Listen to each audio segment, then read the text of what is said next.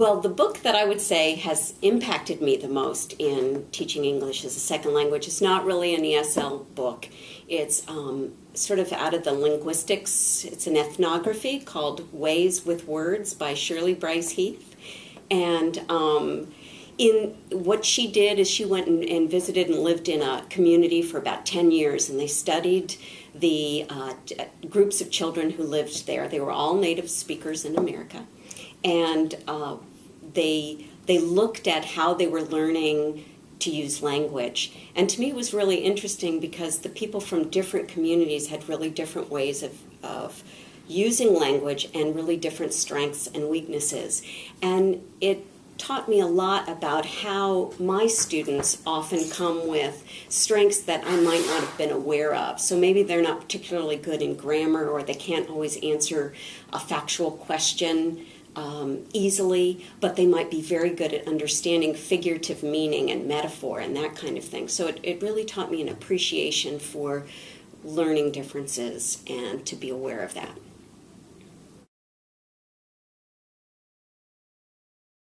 I would say from my perspective, one thing that's had a big impact is technology.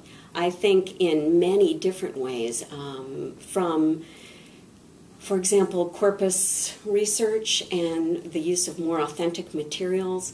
I don't think that would be possible to nearly the extent that it is if we didn't have computers to help us process and create concordances and that kind of thing. I think that also research into how brains work and how we learn and what parts of our brains are activated when we're doing different kinds of language skills, that's something that's only possible with the kind of technology that we have now. So I think, you know, it runs the gamut from instructional materials to brain imaging to, you know, almost anything.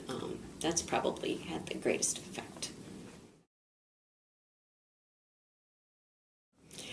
I wish I had known anything about the field. I became an ESL teacher probably like a lot of people, where I was coming out of a completely different background, and I moved to Charlotte, North Carolina from the Boston area and needed a job. And I had a friend who was an ESL teacher. She taught adults ESL outside of Washington, D.C., and I thought I could do that.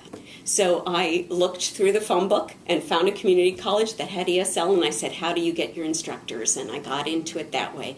So I had taught before, and I had been a trainer before, so I knew about adults and how they learn to some degree, but I knew nothing about second language acquisition or language learning or anything like that.